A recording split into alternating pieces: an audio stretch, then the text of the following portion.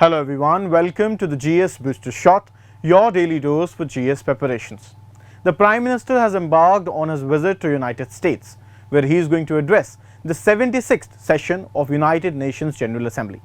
Besides this, he'll also be attending the first in-person meeting of Quad leaders hosted by Joe Biden. He'll also be having bilateral meetings with United States.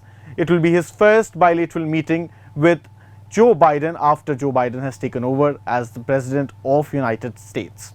He'll also be having bilaterals with Australia and Japan.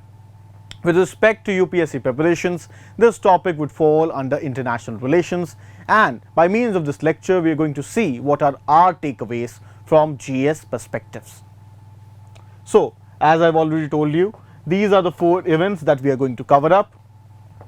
Now, the first event is 76th UNGA session. Now, this UNGA session will be having 6 key highlights. Let's go through them one by one. So, first it is going to commemorate the 20th anniversary of the adoption of Durban Declaration and Programme of Action. So, what is Durban Declaration and Programme of Action? So, basically it is in 2001 World Conference on Tackling Racism, Racial Discrimination and Xenophobia took place. This conference resulted in a declaration which is the United Nations blueprint against tackling all these evils. So, what is the importance of this very conference at this point in time? With the rising nationalism throughout the world, also contradictions arising with respect to vaccine certificates, and a large chunk of third world still grappling for vaccines, this very commemoration of this declaration is an important event. Besides this, we can also see racial discrimination in various areas of the world. For example, against Rohingyas in Myanmar, against Uyghurs in China, and against Hazaras in Afghanistan. So, besides this, this event also gives an opportunity to revisit challenges and rectify shortcomings and commit to prompt and more effective measures against racism, racial discrimination. Second, the United Nations General Assembly debate. So, this year the theme of the debate is building resilience through hope to recover from COVID-19, rebuild sustainability, respond to the needs of planet and respect the rights of people and revitalize the United Nations.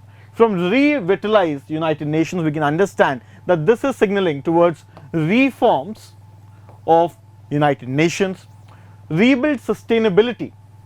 Basically, COVID-19 has shown that our growth isn't sustainable, which is why it is taking so much time for the entire world economy to recover from it. Then, respond to the needs of the planet. This is basically with respect to climate challenge, and we can also see that this session is coming just before COP, that is a conference of parties which is scheduled at the end of this very year. Then we have the major event of SDG movement, Sustainable Development Movement. So basically this is the time frame when countries take stock of sustainable developmental goals, and this event is geared towards recognizing the importance of achieving sustainable development goals. COVID-19 pandemic has exposed the failures and fragilities that 2030 agenda of sustainable development goals and its aims address. So basically, by COVID-19, all the progresses that countries had claimed with respect to achieving sustainable development goal, the fragilities with respect to those achievements have come on forth. For example, we have seen there is inadequate health systems throughout the world, there is gaps in social protection, structural inequities and weak institutions.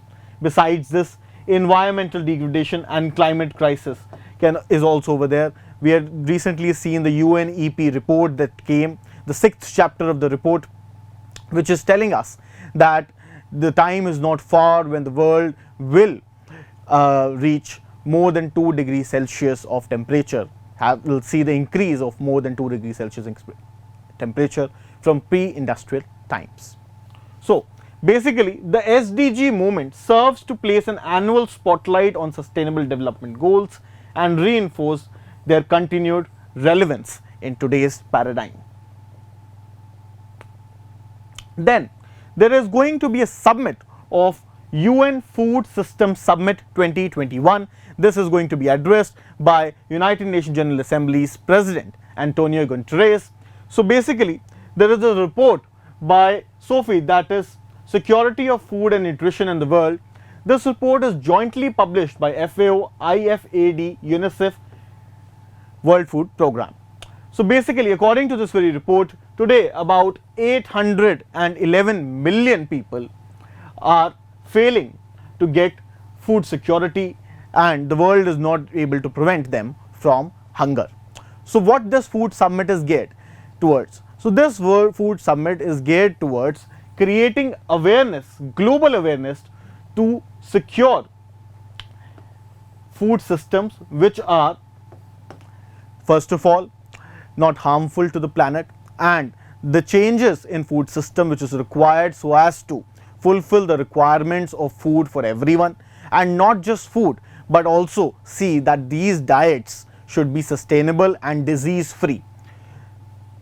Besides this, there is going to be a high level energy dialogue. So energy requirements of the entire world is on rise as with the development and growth, and it is very important for climate change, to prevent climate change, that this energy growth is sustainable in nature. In the light of the COP21 conference, this energy dialogue is extremely important. It is important that developed countries and developing countries continue with their efforts towards sustainable energy goals, and there is transfer of technology at reasonable rates. Then lastly, we have the Security Council debate on climate and security. Climate change and climate related disasters can exacerbate risks that lead to conflict and insecurity. So basically, it is going to address this very issue of climate change and security and the interrelatability between both of them. With climate change happening these days, what is happening is the shorelines of countries are going receding, and this is going to create conflict between people with respect to land. There is also possibility that climate change impacts food security of the world, and there will be an increasing competition of food. For example, the ocean's temperature is rising day by day. What this is going to result? This is going to deplete the fishing grounds of the world, and then large amount of population is dependent upon these fishing grounds. There can be tussle between these fishing populations. We can already see the fishermen of India and Sri Lanka grappling up for the same fishing grounds day and again. So these are the 6 main events with respect to United Nations General Assembly's 76th session. Now, coming to the second event, that is the first in-person meet of Quad leaders together. Now, there is an important word that I am going to use in this very lecture.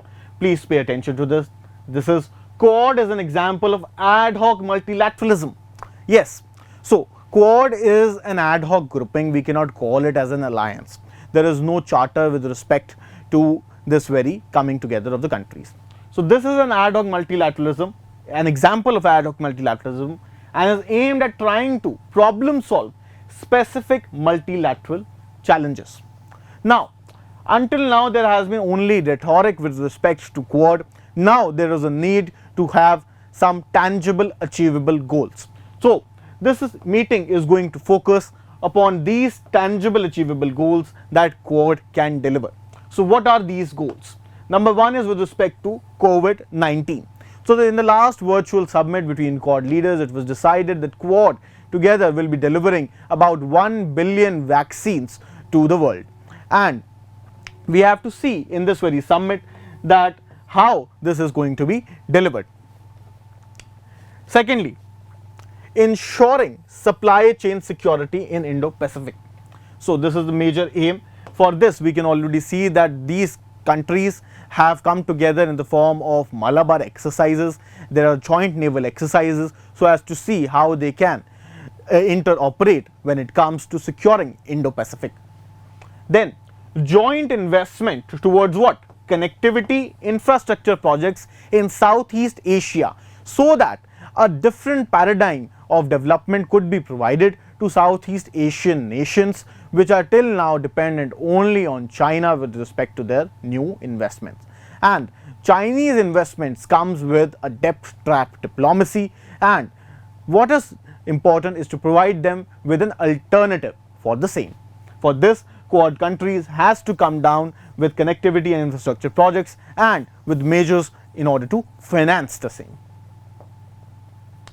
Then this is coming to the first in-person meet of Biden as president with the Prime Minister. Now, this meet is going to provide them with an opportunity. It is going to provide India an opportunity to actually distance Quad from AUKUS. So basically, as I've already told you, that Quad is not based on any mutual defense. So Quad doesn't mean that if one country that is a member of Quad is attacked by an adversary, then all the other countries will have to commit its defense. Whereas AUKUS comes as outwardly a defense alliance. Quad is rather based on shared values such as freedom of navigation, securing trade routes, and creating a better world order. Then this would be an event, this would be a moment to strengthen comprehensive global strategic partnership. So as the word itself suggests, we are having global strategic partnerships, basically, which means that the partnership between US and India is not just limited with respect to what they can gain from one another, but it is also geared towards impacting the world at large. And this very meeting would be a moment so as to show the resilience between Indo-US relations even after the change of guard. There has been a recent change of guard in US. Donald Trump has remitted the office and Joe Biden has come. However, this has not affected the growth trajectory between Indo-US relations. Then booster bilateral trade and investment ties. So as India has always suggested and kept a policy towards its neighbors, we do not have a policy of reciprocity. What India says is that being the larger partner, when we give any assistance to our neighbors, we do not expect them to return or reciprocate them in the same manner. And this sort of relationship India also wants with United States. During the Trump administration, there were a lot of trade frictions with that very administration. There was withdrawal of generalized system of preferences and certain tariffs were also imposed. It has to be seen through this very summit that if whether or not there is some work towards those grounds as well. Fourthly and most importantly, review of security after the departure of US from Afghanistan. So there has to be measures so as to see that India and US collaborate with respect to countering radicalism, extremism and cross-border terrorism, and it has to be seen how US can help after its departure from Afghanistan to India in this very way. Then explore new avenues of emerging technologies, and lastly, reform of multilateral institutions. US has always been votary for India to join United Nations Security Council. However, there are certain points and certain problems in this very process, and both the countries will again discuss with respect to how they can solve these problems and make it possible.